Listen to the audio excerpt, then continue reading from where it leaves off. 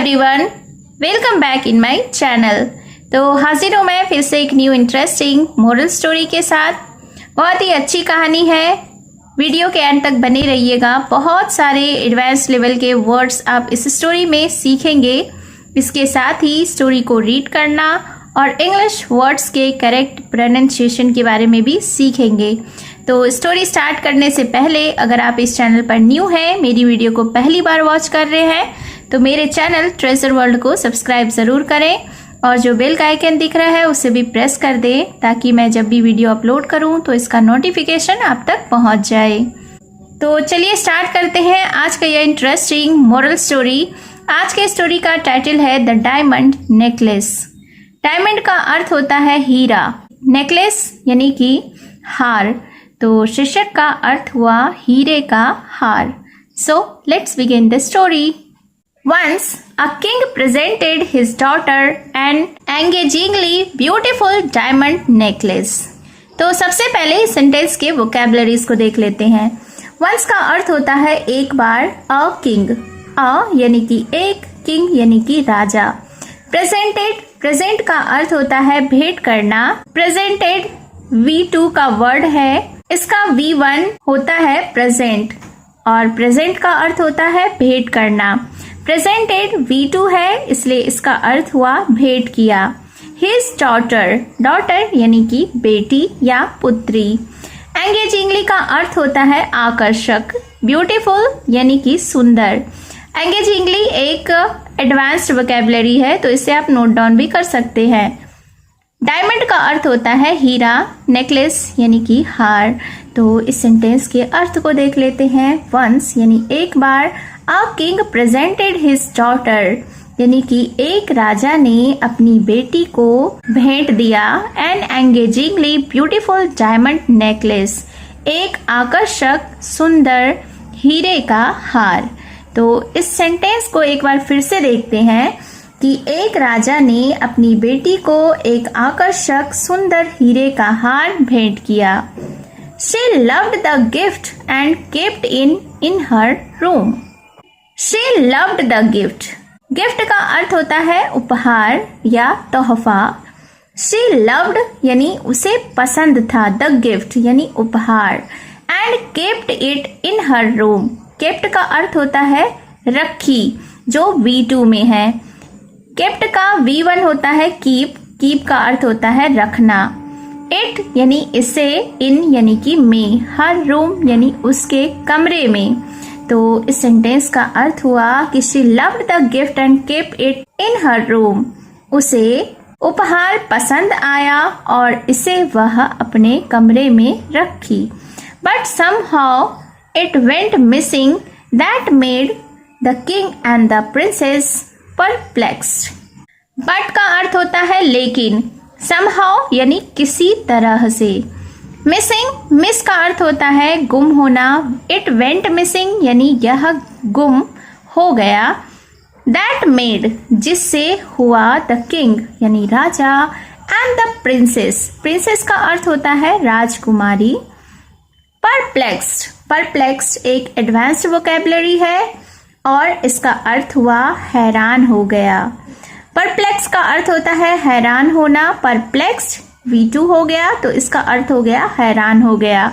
तो इस सेंटेंस के अर्थ को देखते हैं। बट समहाउ लेकिन किसी तरह, it went missing that made the king and the princess perplexed यानी कि यह गायब हो गया जिससे राजा और राजकुमारी हैरान हो गए।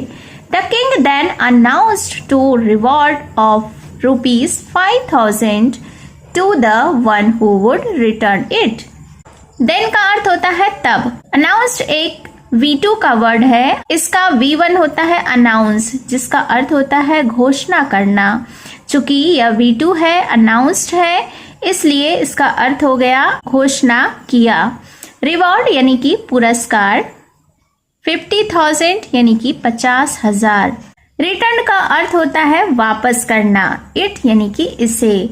तो इस सेंटेंस को देखते हैं। The king then announced to reward of 50,000 यानी कि तब राजा ने 50,000 पुरस्कार देने की घोषणा की। to the one who would return it. उसे जो भी इसे लौटाएगा. All people along with the courtiers searched for the necklace but couldn't find it. All का अर्थ होता है सभी, people यानी कि लोग, along का अर्थ होता है साथ, कोटियर्स यानी दरबारी, सर्च का अर्थ होता है खोजना, ढूंढना, सर्च V2 है इसलिए खोजा या ढूंढा. फाइंड का अर्थ होता है पाना, इट यानी कि इसे. तो फिर क्या हुआ, all people along with the courtiers searched for the necklace, यानी कि दरबारियों के साथ साथ सभी लोगों ने हार की खोज की. बट कुडंट फाइंड इट, लेकिन इसे ढूंढ नहीं सका. A few days passed. A tailor saw the necklace in a filthy and polluted river on his way. A few days passed.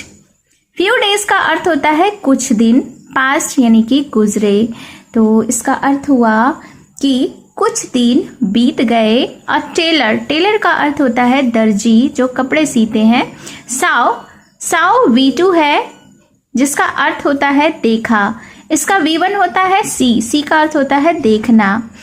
तो साव यानी कि देखा, नेकलेस यानी हार को, इन अ फिल्दी का अर्थ होता है गंदा.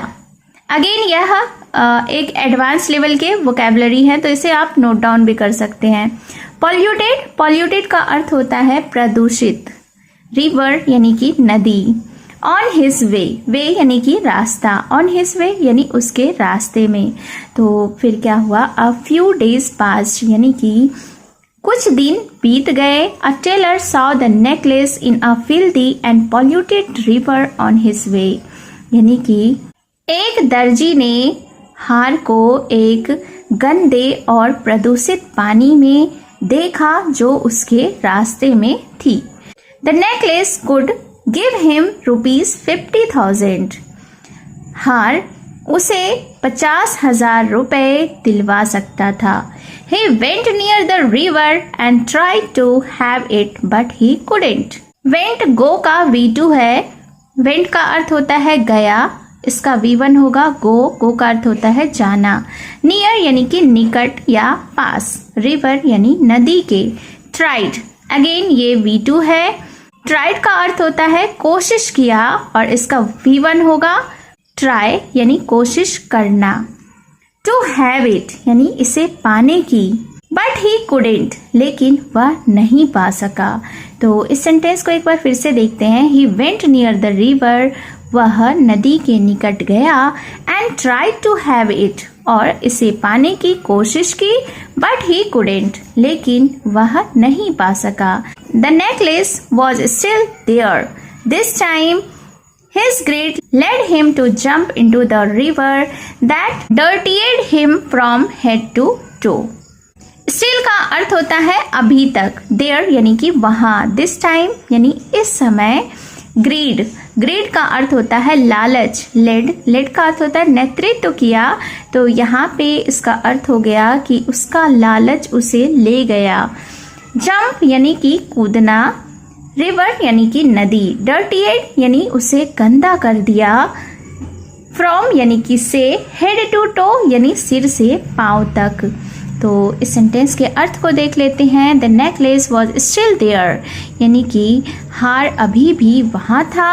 दिस टाइम यानी इस समय. His greed led him to jump into the river, उसके लालच ने उसे नदी में कूदने के लिए प्रेरित किया.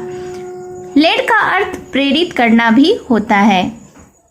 That dirtied him from head to toe, जिसने उसे सिर से पैर तक गंदा कर दिया. Again he failed, that made him really wretched. Again का अर्थ होता है फिर से.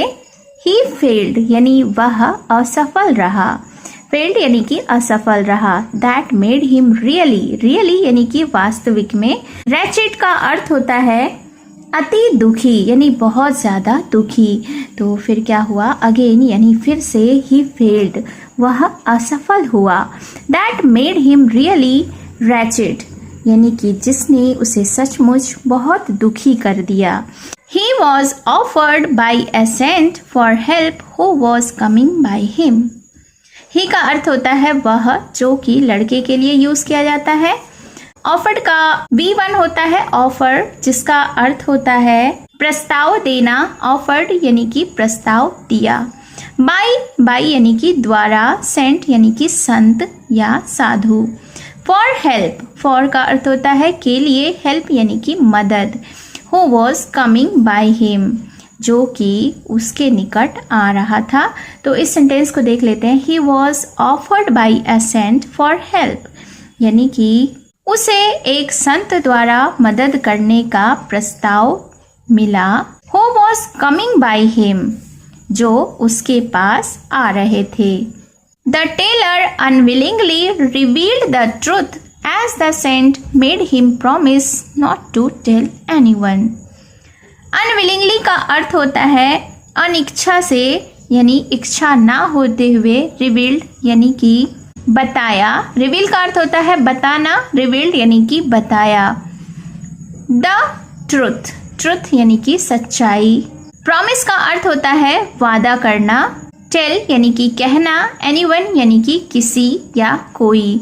तो इस सेंटेंस को देखते हैं। The tailor unwillingly revealed the truth, यानी कि दर्जी ने अनिच्छा से सच्चाई बता दी। As the saint made him promise not to tell anyone, क्योंकि संत ने उससे वादा लिया था कि वह किसी को कुछ नहीं बताएगा। Now the saint showed him the necklace hanging in a branch upward. Now का अर्थ होता है अब। शोड यानी कि दिखाया। शो का अर्थ होता है दिखाना। शोड यानी कि दिखाया। द नेकलेस यानी कि हार को। हैंगिंग, हैंग का अर्थ होता है लटकाना। हैंगिंग यानी लटका हुआ था। इन अ ब्रांच, ब्रांच यानी कि टहनी या डाली या शाखा। अपवर्ड यानी कि ऊपर की ओर। तो फिर क्या हुआ। Now the saint showed him the necklace hanging in a branch upward, यानी कि अब संत ने उसे एक शाखा में ऊपर की ओर लटका हुआ हार दिखाया। The tailor gave the necklace to the king and received ₹50,000। Gave यानी कि दिया। गिव का अर्थ होता है देना। गेव यानी कि दिया। द नेकलेस यानी हार टू द किंग यानी राजा को। एंड रिसीव्ड, रिसीव्ड यानी कि प्राप्त किया। ₹50,000 यानी कि 50,000 रुपए। तो इस सेंटेंस को फिर से देख लेते हैं। The tailor gave the necklace to the king, दर्जी ने राजा को हार दिया। एंड रिसीव्ड ₹50,000 और 50,000 रुपए प्राप्त किए। Moral of the story is surrounding knowledge also produces result. Surrounding का अर्थ होता है आसपास। नॉलेज यानी कि ज्ञान। ऑल्सो यानी भी। प्रोड्यूसेस यानी कि उत्पन्न करता है। रिजल्ट यानी कि परिणाम। तो इस स्टोरी का यह नीति है, यह मॉरल है कि आसपास का ज्ञान भी परिणाम उत्पन्न करता है। So it was the short moral story. उम्मीद है आपने बहुत सारे एडवांस लेवल के वोकैबुलरीज इस स्टोरी में सीखे होंगे और कमेंट करके ज़रूर बताएं कि आपको यह स्टोरी कैसी लगी और मेरा यह प्रयास कैसा लगा। और अगर आपने अभी तक मेरे चैनल को सब्सक्राइब नहीं किया है तो जल्दी से चैनल को सब्सक्राइब कर लें, बेल का आइकन भी हिट कर दें और अगर आप मुझे फेसबुक पर सुन रहे हैं तो फॉलो कर लें। तो मिलती हूँ मैं फिर से एक न्यू इंटरेस्टिंग मॉरल स्टोरी के साथ। थैंक